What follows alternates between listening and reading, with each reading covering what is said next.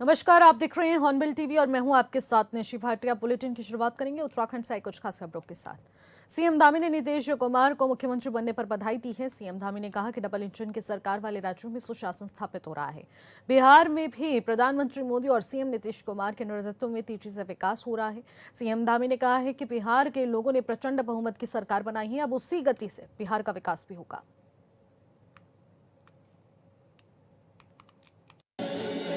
मैं नीतीश जी को और सभी मंत्रिमंडल में सभी मंत्रियों को सबको बधाई देता हूं, शुभकामनाएं देता हूं और माननीय प्रधानमंत्री मोदी जी के नेतृत्व में एनडीए गठबंधन की सरकार बनी है।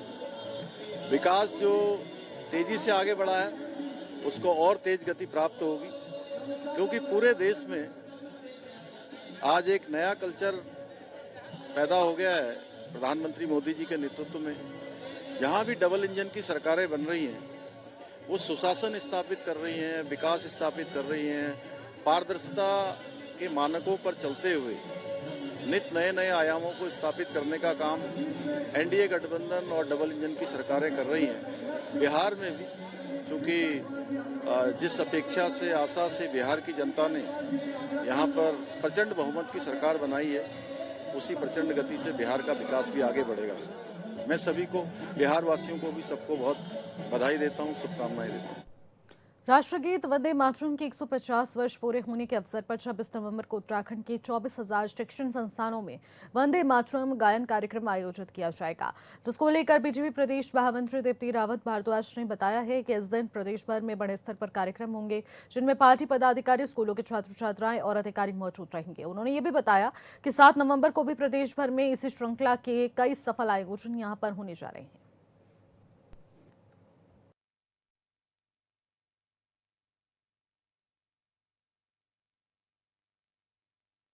वंदे मातरम @150 यानी 150 वर्ष वंदे मातरम के पूरे हुए हैं 7 नवंबर को।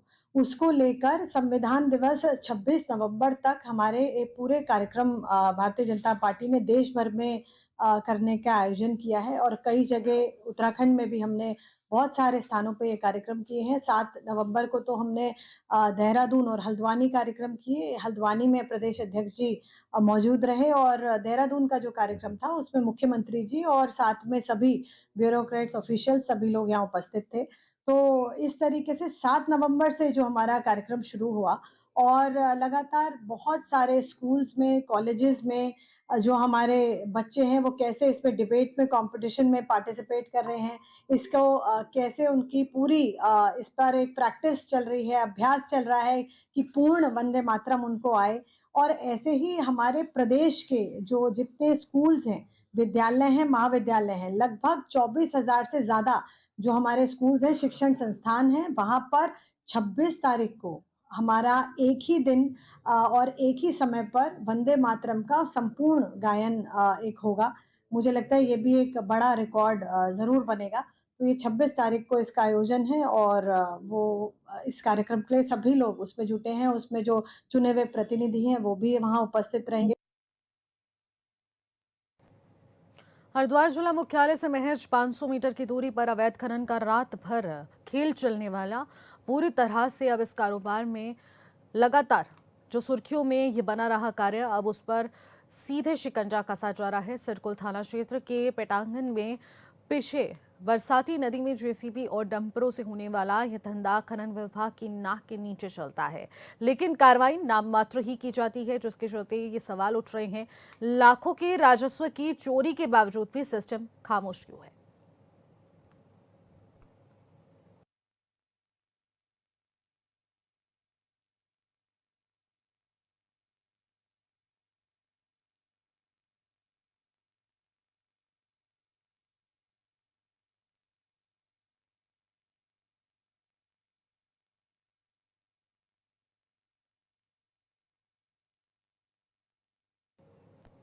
खबरों में आगे बढ़ते हैं। उत्तराखंड कांग्रेस के प्रदेश अध्यक्ष बदलने के साथ ही चुनाव संचालन की जिम्मेदारी पर सुनिश्चित करने पर बीजेपी विधायक विनोद चमोली ने बड़ा बयान दिया है। उन्होंने इसे कांग्रेस की सबसे बड़ी भूल करार कर दिया है। उन्होंने कहा कि आमतौर पर चुनाव के संचालन की जिम्मेदारी चुनाव से कुछ दिन पूर्व की जाती है। कांग्रेस ने अपने पैरों पर कुल्हाड़ी मारते हुए निर्णय भी बदल दिया है, जिससे पार्टी के अंदर अभी से असंतोष फैलना शुरू हो गया है।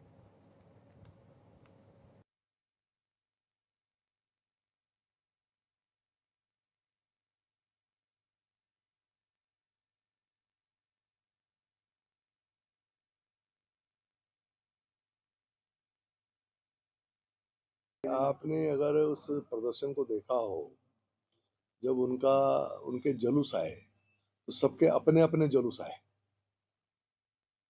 वहीं से कांग्रेस का चरित्र और चेहरा साफ हो जाता है। हरक सिंह रावत अपने जुलूस के साथ आए, गणेश गोयल जी अपना अलग चला रहे हैं, प्रीतम सिंह जी का एक अलग फैन फॉलोइंग है, जो जौनसार की है, और हरीश रावत जी ही हैं, जो हैं वो सब जानते हैं। और जिस तरह मंच का सीन था, जिस तरह वहां पर हुआ कि हरीश रावत जैसा वरिष्ठ नेता वहां बैठा हो और हरक सिंह जी बाद में कहे कि मैं आपका नाम भूल गया था और तब जाके उनका नाम लेते हूँ, तो समझ सकते हैं कि कांग्रेस में हरीश रावत धीरे धीरे हाशिए पे जा रहे हैं। और उनके हाशिए पे जाने का मतलब है कि कांग्रेस में बहुत बड़ा विघटन होना। और आप देख पा रहे हैं इस चीज को कि सभी जिस तरह से बयान दे रहे हैं, विरोधाभासी बयान है सबके, एक दिशा में सब नहीं है।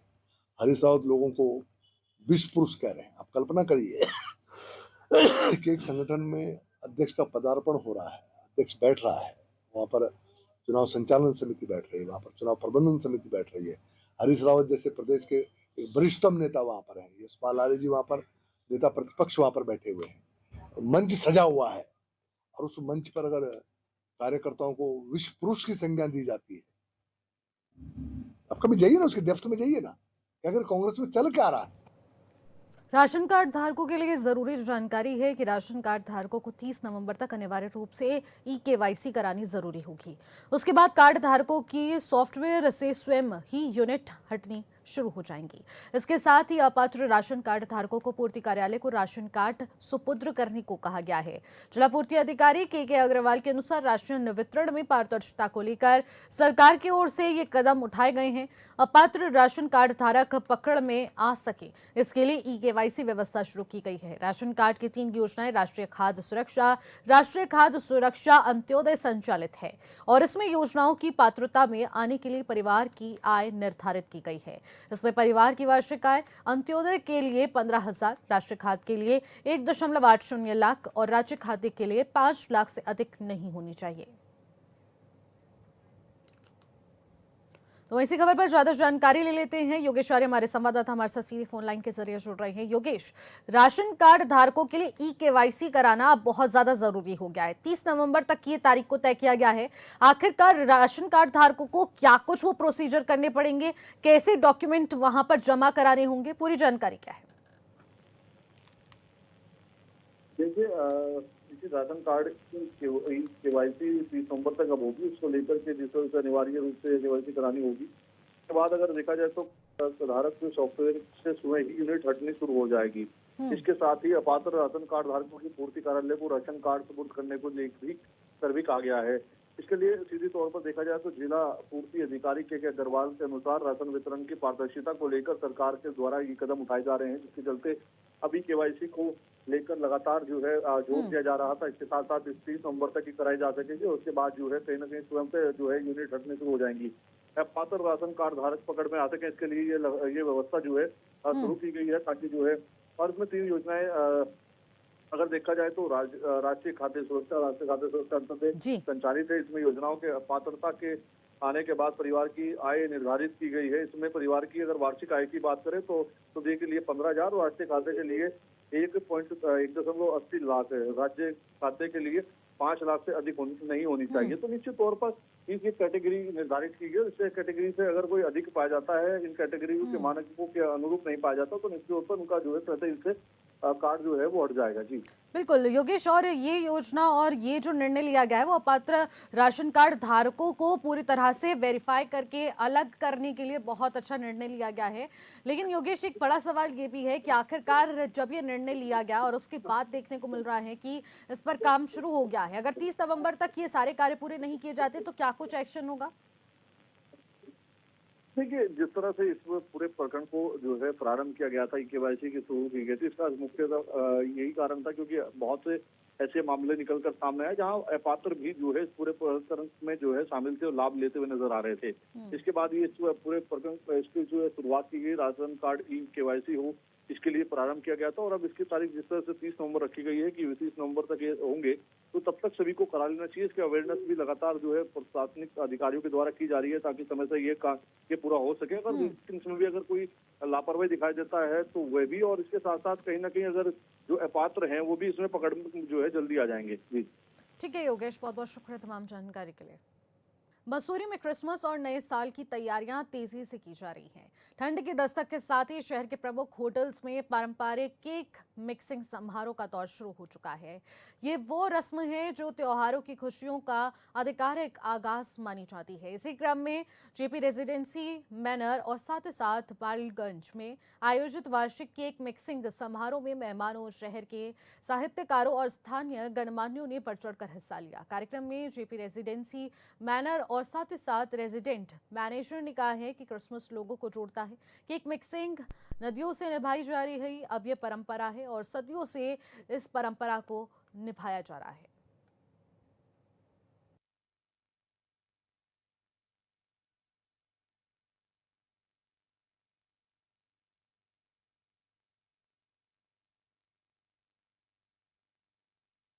प्रथा जो चली आ रही है वर्षों से, ये आज ही नहीं, जेपी में तो बहुत सालों से चली आ रही है। और जो प्रथा है वो 17वीं शताब्दी से ये यूरोप से स्टार्ट हुई थी और ये अभी तक चल रही है। और यहाँ पर क्योंकि अंग्रेज भी मसूरी में रहा है तो वो लोग इसको रिचुअल को आगे बढ़ाते थे।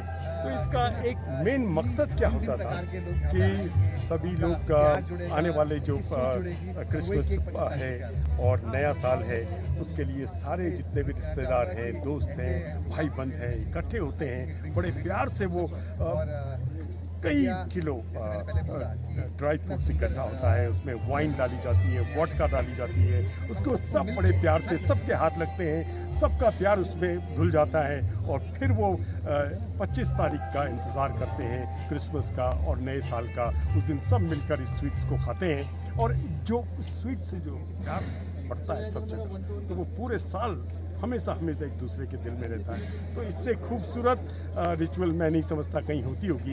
ये बहुत केक सेरेमनी जिसे बोला जाता है, बहुत सुंदर केक। तो ये जो केक मिक्सिंग सेरेमनी आप देख रहे हैं, ये एक रेगुलर प्रैक्टिस है जो हर साल हम लोग करते हैं। क्रिसमस आने से लगभग 1 महीना पहले ये की जाती है। तो जितने भी हमारे ड्राई फ्रूट्स हैं जो उस केक की बेकिंग के लिए चाहिए होते हैं, उनको 1 महीना पहले इसमें कुछ स्पाइसेस, कुछ ऑर्गेनिक जूसेस के साथ मैरिनेट किया जाता है और छोड़ा जाता है। उसके बाद जब 1 महीना हो जाता है तो फिर इसको केक के बैटर में मिला के इसको बेक किया जाता है और इससे फिर कुछ variety of bakery items bake करते हैं जो कि हम अपने गेस्ट को सर्व करते हैं क्रिसमस के दौरान। जो क्रिसमस ईव डिनर लगाते हैं और ब्रंच लगाते हैं उसमें सर्व करा जाता है और बहुत पसंद किया जाता है लोगों को। सर इसमें जो हमारे ड्राई फ्रूट्स होते हैं तो उसको वाइन में सोक करके रखते हैं। तो इसको जो कंप्लीट तरीके से जो सोकिंग हो जाती है तो उसके लिए एक मिनिमम 1 मंथ का टाइम होता है। तो उसके बाद फिर जो हमारे स्पाइसेस होते हैं उसमें इसको मिक्स करके और जो रेसिपी होती है और उसको अप्लाई करके फिर इसमें हम प्लम केक बनाते हैं।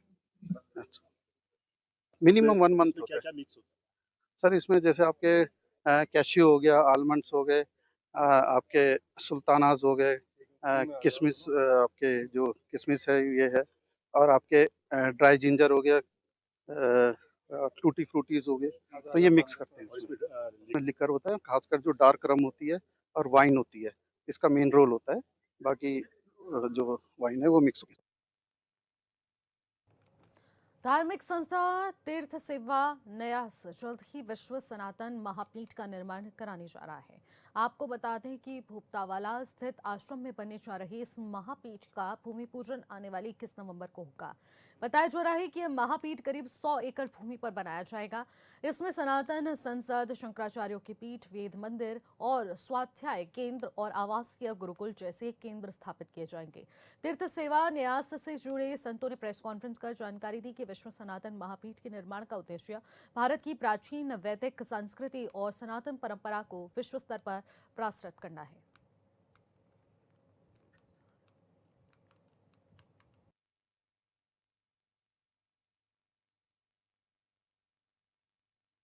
महाप्रकल्प के अंदर बहुत सारे प्रकल्प हैं जो सनातन के संरक्षण के लिए, सनातन के को संरक्षित करने के लिए, सनातन के भविष्य के लिए, सनातनी युवाओं के लिए और सनातनी प्रत्येक जन जन के लिए, पूरे विश्व के लिए अपने आप में बहुत आवश्यक भी था। इसके अंदर जो है एक सनातन संसद भवन का निर्माण होने जा रहा है। हमारे चारों शंकराचार्य पीठों के प्रेरणा परिसर का निर्माण होने जा रहा है। 13 अखाड़ों के उद्देश्य परिसर बनने जा रहे हैं। सिख, जैन, बौद्ध, आर्य समाज, रविदासी परंपराओं के इसके अंदर जो है परिसर बनने जा रहे हैं। सबके धर्मगुरुओं की स्थापना, प्रतिमाओं की स्थापना होने जा रही है। गुरुकुल इसके अंदर बनेगा। इसके अंदर एक परिक्रमा पथ बनेगा। इस पर 108 तीर्थ स्थलों के प्रतिबिंब बनाए जाएंगे और विश्व सनातन महापीठ के अंदर एक देसी गौ संरक्षण केंद्र होगा। 108 यज्ञशालाएं होंगे, 108 संतों के आवास होंगे, 1008 भक्त निवास होंगे, एक सनातन टाइम म्यूजियम बनेगा। तो ये बहुत बड़ा महाप्रकल्प है जिसकी कल्पना करना आसान नहीं है। हम आगे बढ़ते हैं। पंच केदारों में द्वितीय केदार के नाम से विख्यात भगवान मद्महेश्वर की जल ग्रह उत्सव टोली द्वितीय रात्रि प्रवास के लिए राकेश्वरी मंदिर राशि पहुंच चुकी है और भगवान मद्महेश्वर की जल विग्रह उत्सव टोली के राकेश्वरी मंदिर राशि आगमन पर ग्रामीणों ने पुष्प वर्षा कर भव्य स्वागत किया। गुरुवार को भगवान मद्महेश्वर की जल विग्रह उत्सव टोली अंतिम रात्रि प्रवास के लिए गिरिया गांव पहुंचेगी, जहां पर 21 नवंबर को शीतकालीन गद्य स्थल ओंकारेश्वर मंदिर में विराजमान होंगे। भगवान मद्महेश्वर की जल विग्रह उत्सव टोली के कैलाश से ऊखीमठ आगमन पर लगने वाले मद्महेश्वर मेले की तैयारी भव्य रूप से शुरू कर दी गई है।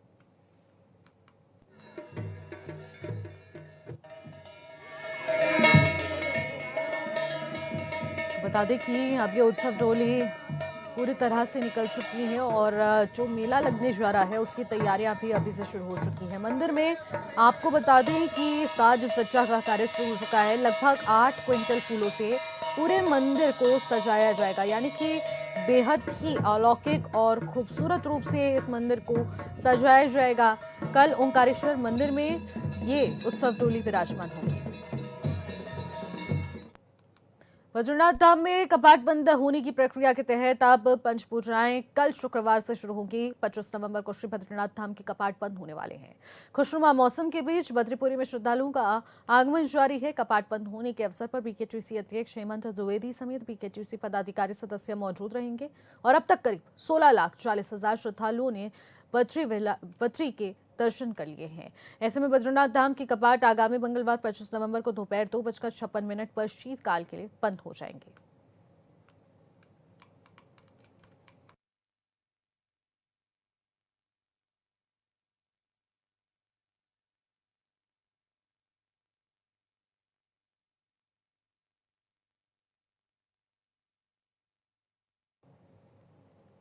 उत्तराखंड सरकार हर साल स्वास्थ्य व्यवस्था में सुधार का दावा जरूर करती है, हजारों करोड़ों रुपए का बजट भी खर्च करती है। फिर भी स्थिति यह है कि पहाड़ी जिलों के सरकारी अस्पतालों में स्वास्थ्य सुविधा के नाम पर कुछ भी नहीं हो रहा है और मरीजों की जान के साथ खिलवाड़ हो रहा है। रिपोर्ट देखिए।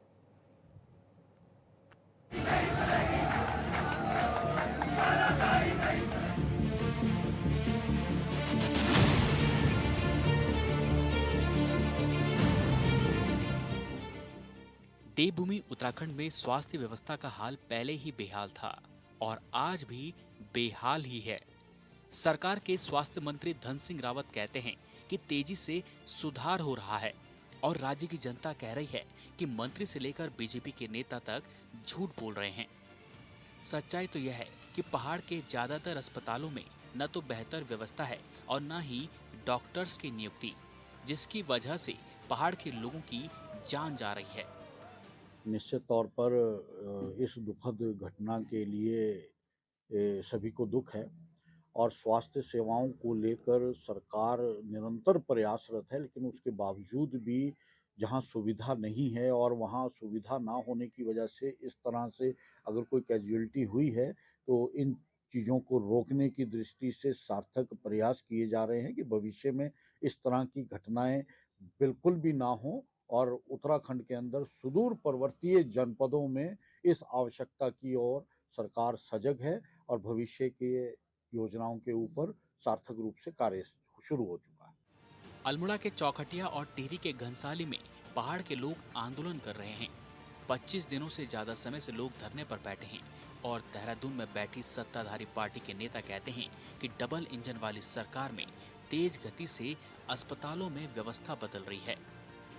स्वास्थ्य विभाग के अधिकारियों को स्पष्ट निर्देश हैं कि स्वास्थ्य सेवाओं को लेकर पूरी तरह से सजग रहें और जहां कहीं भी सुदूर पर्वतीय क्षेत्रों में आवश्यकता हो समय से वहां सहायता पहुंचे। और ये भी जानकारी में आया है कि स्वास्थ्य विभाग के अधिकारी कहीं ना कहीं कोताही बरत रहे हैं, जिसका नतीजा इस तरह की घटनाएं निकल कर आती हैं और निश्चित तौर पर दोषी अधिकारियों के खिलाफ कड़ी से कड़ी कार्रवाई अमल में लाई जाएगी। नेताओं के दावों में कितनी सच्चाई है, यह इस बात से समझा जा सकता है कि टिहरी के घनसाली में 3 महीनों में 3 गर्भवती महिलाओं की मौत हो गई, क्योंकि पहाड़ के अस्पतालों में व्यवस्था के नाम पर कुछ नहीं है। ज्यादातर पहाड़ के इलाकों में सरकारी अस्पताल सिर्फ रेफर सेंटर बन गए हैं। मैं ये बोलना चाहूँगी कि जो सरकार लगातार बड़ी बड़ी बातें करती है, महिला सम्मान की बात करती है, बेटी बचाओ बेटी पढ़ाओ की बात करती है और हमेशा बोलती है कि महिलाओं की वोट से बनी हुई सरकार है, लेकिन आज इस पूरे प्रदेश में जो हालात हैं वो सबको दिख रहे हैं। और ये तीसरी बात बहुत अफसोसजनक है, कल हम लोग मुख्यमंत्री आवास घेराव भी करना चाह रहे हैं इस मुद्दे पे कि कब तक महिलाएं इस तरीके से जच्चा बच्चा की मौत होती रहेगी और ये आंकड़ा दिन प्रतिदिन पूरे प्रदेश में बढ़ता जा रहा है। अगर आप इसकी एक रिपोर्ट स्वास्थ्य विभाग से लेंगे तो आपको दिखेगा 2 साल में 800 से प्लस लोगों की जच्चा बच्चे की मौत सिर्फ स्वास्थ्य सुविधाओं के अभाव की वजह से हुई। 3000 करोड़ रुपए से ज्यादा सालाना स्वास्थ्य विभाग बजट खर्च करने का दावा करता है, फिर भी तस्वीरें नहीं बदल रही। दून में बैठकर स्वास्थ्य मंत्री धन सिंह रावत और उनके विभाग के अधिकारी बड़ी बड़ी बातें तो करते हैं, लेकिन सच्चाई यह है कि पहाड़ तो छोड़िए, मैदानी इलाकों में भी सुविधाएं और डॉक्टर्स की भारी कमी है। एक तरफ सरकार रजत जयंती मनाती है, अपने चेहरे को चमकाने की कोशिश करती है, लाखों करोड़ रुपए उस पर खर्च करती है, लेकिन जब हॉस्पिटल्स की बात है, जब स्वास्थ्य सुविधाओं की बात है, डॉक्टर्स की बात है, तो उस पर सरकार का बिल्कुल भी ध्यान नहीं है। और मुझे लगता है कि उत्तराखंड की हर माता बहन आज इस बात से परेशान है कि मैं जरीखाल से बिलोंग करती हूँ, रूरल एरिया है, लेकिन वहाँ पे अगर हम लोग जाएंगे तो एक ब्लड टेस्ट की फैसिलिटी नहीं है, एक एक्सरे नहीं है, एक अल्ट्रासाउंड नहीं है। और ये दिन प्रतिदिन हालात इस सरकार में और ख़राब होते जा रहे हैं। तो सरकार को और हमारे जो स्वास्थ्य मंत्री को इस बारे में सोचना चाहिए, इस पर काम करना चाहिए, और अगर नहीं करेंगे तो एक लंबी लड़ाई लड़ने का टाइम हम लोगों का आ गया। अजीब लगता है, राज्य के कुल 13 जिलों में से 2 जिलों में स्वास्थ्य सुविधाएं बढ़ाने की मांग को लेकर लोग 25 दिनों से धरना दे रहे हैं और सरकार हाथ पर हाथ धरे बैठी है।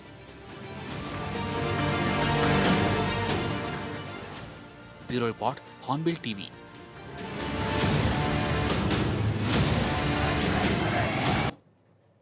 फिलहाल इन खबरों में इतना ही। आप देखते रहिएगा हॉर्नबिल टीवी। नमस्कार।